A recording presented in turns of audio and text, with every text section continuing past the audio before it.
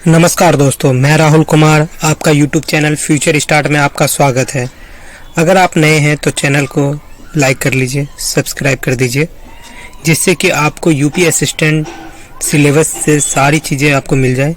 आज मैं UP assistant syllabus का कहानी मोहन राकेश के मलबे के मालिक पर आज डिस्कस करेंगे, जो यूपी असिस्टेंट सिलेबस में लगा हुआ है।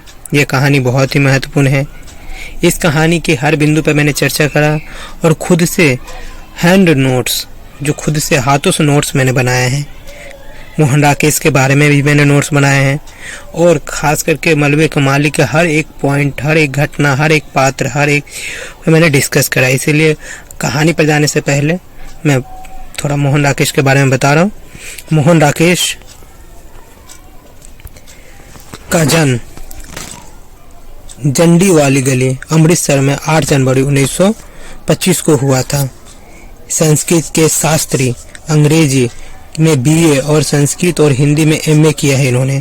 इसके बाद ये लाहौर, मुंबई, शिमला, जालंधर और दिल्ली के में अध्ययन, संपादन और स्वतंत्र लेखन करते रहे। उन्होंने नाटक, कहानी और उपन्यास लिखे हैं। उनके उपन्यासों में आधुनिक जीवन की संतरास गहराई से उभरा है। ये बहुत ही इम्पोर्टेंट है दोस्तों। इन्होंने कुछ एकांकी भी लिखे हैं दोस्तों। मोहन राकेश रचनावली 13 खंडों में उनकी संपूर्ण रचनाएं संकलित है। इनको कौन कौन सा पुरस्कार मिला दोस्तों, वो जरूरी देखना है। सर्वश्रेष्ठ नाटक और सर्वश्रेष्ठ नाटककार के लिए संगीत नाटक अकादमी पुरस्कार और नेहरू फेलोशिप मिला है। फिल्म वित्त विगम या निर्देशक तो प्राप्त हुआ तथा फिल्म सेंसर बोर्ड के सदस्य भी रहे ये दोस्तों। इनकी मृत्यु 3 दिसंबर 1972 को हुई थी। इन्होंने मलबे के मालिक दोस्तों, मलबे का मालिक इन्होंने लिखा है और यह बहुत ही महत्वपूर्ण रचना है। यहाँ से एक आध प्रश्न तो जरूर ही आएंगे। मलबे का मालिक पर दोस्तों मैं पहले इनके मलबे के मालिक में पात्रों पर पहले मैं बात कर लेता हूँ। फतेहदीन, जब हम कहानी की शुरुआत करते तो वहाँ पर फतेहदीन आता है, सुक्की भटियारीन होता है। ये गौण पात्र है जितने। खान साहब, कटरा का जय मल सिंह, ये चोरा हो गया, मतलब मोटे हो गए हैं। हकीम आसिफ अली है, दुकान था यहाँ पे, मतलब कि पहले आज़ादी से पहले की स्थिति और आज़ादी के बाद की स्थिति का यहाँ पर वर्णन। अनारकली की बात होती है। बूढ़ा मुसलमान, जो मुख्य पात्र है वो यहाँ से दोस्तों है। जब हम मुख्य पात्र की बात करेंगे तो वो यहाँ से बूढ़ा मुसलमान इस गली में रहता है। इनका नाम गनी मियाँ है, अब्दुल गनी मियाँ भी इसे कहते हैं। लड़की एक है जो 16-17 साल की, ये लड़की बालक को पकड़कर घर ले जा रही है, ठीक है। तो ये रामदासी के बेटी है। नवयुवक, एक नवयुवक है जो चाबियों का गुच्छा घुमा रहा है। इनका नाम मनोरी है, मनोरी। और इसका चिरागदीन किसका बेटा है दोस्तों? चिरागदीन जो है गनी मियाँ का बेटा है, जो अब्दुल गनी मियाँ है। ये बूढ़ा मुसलमान जो गनी मियाँ का दर्जी का काम करता था। ये रामदासी एक है, फेरी वाला भी था दोस्तों। रखा पहलवान, ये उस गली के पहलवान माने जाते हैं। जुबेदा चिराग की बीवी है। किस्वर और सुल्ताना है, ये दोनों चिराग की बेटियां है दोस्तों, ठीक है। उसके बाद दोस्तों हम देख लेते हैं लच्छे पहलवान। जब हम लच्छे पहलवान की बात करते हैं दोस्तों, तो ये लच्छे पहलवान रखा पहलवान के शागिर्द में, तो उनके दोस्त है। मरदूद भी है और लोकू पंडित के पास भैंस थी, ठीक है। ये इतने पात्र है दोस्तों, पात्र अधिक है इसमें थोड़ा सा, तो इसीलिए इसको आप अच्छे से देख लीजिए क्योंकि यहाँ से पूछ सकता है। अब इसमें कुछ बाजारों का नाम का वर्णन भी है, जैसे कि मैं देख सकता हूँ, आपको बता रहा हूँ। टंग बाजार का वर्णन है, बिसरी बाजार का वर्णन है, साहल मी गेट बाजार है, कृष्णनगर का वर्णन किया गया है, रिश्वतपुरा का वर्णन किया गया है, पाकिस्तान का है, बादशाह का वर्णन है। इन सब जगहों का वर्णन इस कहानी में हुआ है दोस्तों, ठीक है। अब कहानी आज़ादी के समय की है, जो आज़ादी के समय और हमारा देश जब दो हिस्सों में बट रहा था, पाकिस्तान और हिंदुस्तान, तब की कहानी है दोस्तों। तो इस पे लिखा है 7.5 साल के बाद वे लोग लाहौर से अमृतसर आते हैं हॉकी के मैच देखने। क्या मैच देखने आते? हॉकी के मैच देखने का तो बहाना ही था, उन्हें ज्यादा चाव उन घरों और बाजारों को फिर से देखने का था जो 7.5 साल पहले के लिए पराये हो गए थे। दोस्तों इसमें ये बताया गया है कि किस तरीके से जब आज़ादी का 7.5 साल पूर्व क्या हुआ था और 7.5 साल बाद की स्थिति का वर्णन है, क्योंकि 7.5 साल बाद ये हिंदुस्तान छोड़ के कुछ मुस्लिम पाकिस्तान चले गए थे। पहले मैं ये पूरे घटना क्रम बता देता हूँ, क्या क्या घटना हुआ था और क्या क्या पात्र है। उसके बाद मैं आपको कथासार अंत में थोड़ा बहुत बता दूंगा, थोड़ा नहीं पूरा बता दूंगा, जो आपको याद हो जाएगा। ठीक है दोस्तों, अब आते हैं। उनकी आंखों की इस आग्रह के साथ वहां के हर चीज को देख रही थी, जैसे वह शहर साधारण शहर न होकर एक अच्छा खासा आकर्षक केंद्र है। देख फतेहदीन, मिस्री बाजार में अब मिस्री की दुकानें पहले से कितनी कम रह गई है। उस नुक्कड़ पर सूखी भटियारिन की भट्टी थी, यहाँ अब पान वाला बैठा है। यह नमक मंडी देख लो खान साहब। मतलब कि ये बता रहे अपने दोस्तों को जो लाहौर से आए हैं। बहुत दिनों के बाद बाजारों में तुर्रेदार पगड़ियाँ और लाल तुर्की टोपियां नजर आ रही हैं। ये पूछा जा सकता है कौन कौन नजर आ रहे हैं।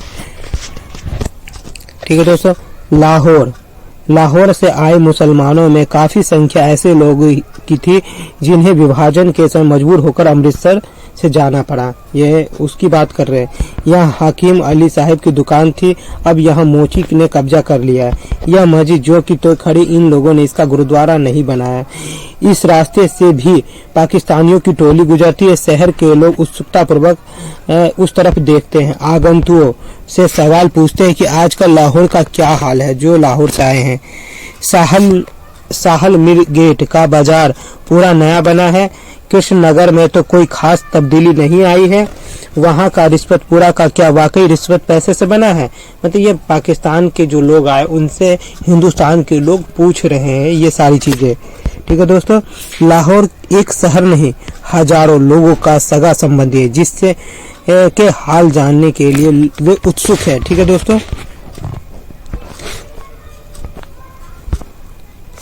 बाजार बांसा की वह आग अमृतसर की सबसे भयानक आग थी। इस आग मुसलमानों के साथ हिंदू के घर भी आग में आग लग गई थी। ठीक है दोस्तों,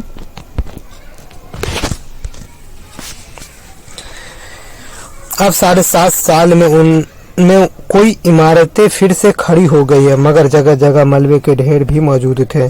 बाजार बादशाह में आग लगने के बाद सिर्फ एक दुबला पतला बूढ़ा मुसलमान ही उस दिन उस वीरान बाजार से आया और वहां नई जली हुई इमारतों को देखकर भूल भुलैया में पड़ गया। सब कुछ बदल गया मगर बोलियां नहीं बदली। बूढ़े मुसलमान ने कहा, क्या नहीं बदली? तो सब कुछ बदल गया लेकिन बोलियां नहीं बदली। चुप कर कसम खाने, रोएगा तो मुसलमान तुझे पकड़ ले जाएगा, कह रही थी और चुप कर रही थी लड़की ने, जो 16 साल की 17 साल की लड़की है। ठीक है दोस्तों, बूढ़ा मुसलमान गनी मियाँ है, जो पहले इसी गली में रहता था। उसका बेटा चिरागदीन दर्जी का काम करता था। तकसीम के 6 महीने पहले हम लोगों को ने यहाँ अपना नया मकान, मतलब कि आज़ादी से 6 महीने पहले इन्होंने यहाँ पे अपना मकान बनाया था। मतलब कि गली में खबर इस तरह फैली कि गली के बाहर एक मुसलमान खड़ा है जो रामदासी के लड़के को उठाने जा रहा था। उसकी बहन वक्त पर उसे पकड़ लाई, नहीं तो मुसलमान उसे ले गया होता। ये अचानक मुसलमान उस वक्त आया था, तो ये अचानक फैल गई थी ये खबर। ठीक है दोस्तों, वह छिपने के लिए सुराख ढूंढता हुआ जरा सा सिर उठाता, पर कोई जगह ना पाकर एक सिर पटकने के बाद दूसरी तरफ मुड़ जाता है। लेखक केचुए के लिए कहता है, जो केचुआ उस गनी मियाँ के घर के दरवाजे में लगा हुआ है उसकी बात कर रहा है। ये अच्छी लाइन है दोस्तों, ये लाइन इंपॉर्टेंट है, इसको आप जरूर नोट कर लिए। लोगों को लग रहा था जैसे यह मलबा ही गनी मियाँ को सारी कहानी सुना देगा। यहाँ पे गनी मियाँ की जो चिरागदीन बच्चे हैं उनके बारे में कहानी ये सारी सुना। रक्का पहलवान उन दिनों गली का बादशाह था, वहाँ के हिंदुओं का ही उसका काफ़ी दबदबा और चिराग तो खैर मुसलमान थे। वहाँ का मतलब रखा पहलवान की बात कर रहा है कि जो मैंने बताया था, वो उस समय आज़ादी के समय इनका बहुत दबदबा था। उसकी बीबी जुबेदा, किसकी, चिराग की, और दोनों लड़कियाँ किस्वर और सुल्ताना खिड़कियों से नीचे झांकने लगी जब वो रक्का पहलवान किसो चिरागदीन को मार रहा था। तुझे मैं पाकिस्तान दे रहा हूँ, ले पाकिस्तान। किसने कहा? रक्के ने कहा चिराग से कहा। शागिर्द लच्छे पहलवान है। किसके शागिर्द है ये? मतलब रक्का पहलवान का दोस्त है। असल में मलबा ना इसका है ना गनी का, मलबा तो सरकार की मिल्कियत है। आज़ादी के बाद ये मलबा किसका हो गया? सरकार की होगी दोस्तों। ठीक है दोस्तों। मरमूद किसी को वहाँ गाय खूटा तक नहीं लगाने देता। मरदूद मतलब मरदूद किसके लिए कहा? मरदूद ये कहा है उसके लिए, रखे पहलवान के लिए कहा गया मरदूद। ठीक है दोस्तों। रक्का आदमी नहीं सांड है, दिन भर सांड की तरह गली में घूमता है। गनी बेचारा दुबला हो गया, दाढ़ी बाल सफेद हो। गनी मियाँ के उनका वर्णन है। भोले कबूतर ने यह नहीं सोचा कि गली में खतरा ना हो, पर बाहर से तो खतरा आ सकता है। भोले कबूतर किसके लिए प्रयोग है? चिराग के लिए प्रयोग है। ये सब दोस्तों नोट कर लो, बहुत इंपॉर्टेंट है। रखे ने सीधे होने की चेष्टा की, और क्योंकि उसकी रीढ़ की हड्डी बहुत दर्द कर रहा था। रखे पहलवान को दर्द किसके का था? रीढ़ की हड्डियों में दर्द था। खुदा नेक की नेकी बनाए रखे और बद की बदनसीबी, ये रखे ने गनी से कहा है। ठीक है। रक्का लच्छे को अपनी वैष्णो देवी की यात्रा का वर्णन सुनाता रहा। ठीक है दोस्तों। ये रहा कहानी। अब कथा सार पे मैं दोस्त आता हूँ। कथा सार पे जब भी मैं बात करूँगा, ये आपको ना पूरी कहानी का स्टोरी आपको पता चल जाएगा। ठीक है दोस्तों। ठीक है दोस्तों। अब कथा पे आता हूँ। कथा सार सुन लो। ये क्या है दोस्तों? पाकिस्तान और हिंदुस्तान का आज़ादी हो चुका, इसके 7.5 साल बाद पाकिस्तान से गनी मियाँ आते हैं यहाँ पे। जब फुटबॉल मैच होता है ना, तो यहाँ पे गनी मियाँ और कुछ पाकिस्तान आते हैं, अपने गली में आते हैं, अमृतसर के गली में आते हैं, देखने के लिए आते हैं कि हमारा गली कैसा पहले जैसा है या हमारे यहाँ के लोग पहले जैसे है या उसमें कुछ परिवर्तन। कुछ उनके सगे संबंधी भी अभी भी हिंदुस्तान में थे, इसीलिए वो उनसे भी मिलने आते हैं। वही रखा पहलवान, वो क्या है? एक पहलवान है, उसके साथ जो एक और पहलवान कौन सा था? लच्छे। लच्छे जो है ये भी पहलवान, ये दोनों सा। और जो मैं बात कर रहा हूँ बूढ़ा मुसलमान गनी मियाँ, इनके ऊपर पूरी कहानी स्टोरी है। गनी मियाँ आते हैं, अमृतसर की उस गली में आते हैं और देखता है वो अपने गली को ढूंढ रहा था, क्योंकि उसका बेटा चिरागदीन यहीं पे रह जाता और वो इस गली को छोड़कर पाकिस्तान चला जाता है। लेकिन चिरागदीन यहाँ पे रहता है, तो चिरागदीन रहता है, उसके साथ बड़ी ही दुर्घटना हुई, उसी का वर्णन मैं बताऊंगा। यहाँ पे क्या होता है कि जब वो आता है तो वो सबसे पहले किससे मिलता है? सबसे पहले वो मिलता है, नवयुवक कौन था? वो जो चाबे की गुच्छी, तो मनोरी से मिलता है। मनोरी से मिलता है, वो मनोरी उसको अपने मलबे के पास ले जाता है, और मलबे के पास ले जाता है तो उसको ना देखता है कि वह उसका घर टूट के गिर चुका है, जो उसने 7 साल पहले ही बनवाया था, और ना उसका वहाँ पे बेटा है, ना बहू है, ना उसकी पोतिया है। तो बड़ी दुख होता है उसको कि इस आज़ादी के समय उसके सारे बेटे बहू सब मौत के घाट उतर गया। उसको इस कहानी देख के ही वहाँ की स्थिति के बारे में खबर लग जाती है। वो वहाँ पे फूट फूट कर रोता है। कौन? गनी मियाँ। फिर वहाँ से जब वो और ये उसको मारा कौन होता है? तो उसको मारा जो होता है उसके बेटे को, तो कौन? यही पहलवान मारा होता है। और उसको ना मारा होता है, उसकी बेटी को भी, उसकी माँ, सबको वो पहलवान मार देता है, क्योंकि उस जमीन के लिए मार देता है। वो पहलवान सोचता है वो जमीन उसकी हो जाएगी, तो इसलिए उसे मार देता। और ये चीज़ घटना सारी गली वाले जानते हैं, लेकिन कोई गनी मियाँ को ये चीज़ नहीं बताता है। जिससे गनी मियाँ आने के बाद ना, जब उस मलबे के पास से आता है तो वो सबसे पहले पहलवान के पास ही बैठता है और कहता है पहलवान को कि तेरे रहते भी ऐसे हो गया। तो ये चीज़ें उसको देख के बड़ी आगाहत होती है उस पहलवान को कि ऐसी बात बोल रहा है। वो सोच रहा, गली वाले सब सोच रहे थे कि लड़ेंगे दोनों, लेकिन गनी मियाँ को तो कुछ पता ही नहीं होता है कि इसके बेटे को इसी ने मारा है। यह सब कहानी कुछ गनी मियाँ से बातें करते करते फिर चला जाता है वो। इस स्थिति में जब उसका पहलवान जो है उसकी बड़ी दयनीय स्थिति हो जाती है, मतलब कि उसको इस बात की ना घुटन सी हो जाती है। हर रात को वो कुछ ना कुछ कर बोल रहा होता था, लेकिन जब वो चला जाता है गनी मियाँ, उस रात वो अपनी वैष्णो की यात्रा के बारे में सुनाता है जो 15 साल पहले जा गया होता है।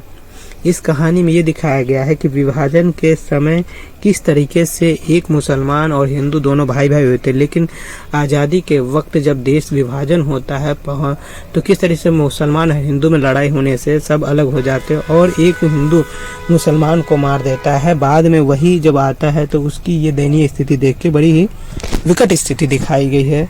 दोस्तों, इसमें बहुत ही महत्वपूर्ण चीज़ों मैंने बताया है। आगे आप इस नोट्स को जरूर देख ही लीजिएगा दोस्तों। धन्यवाद।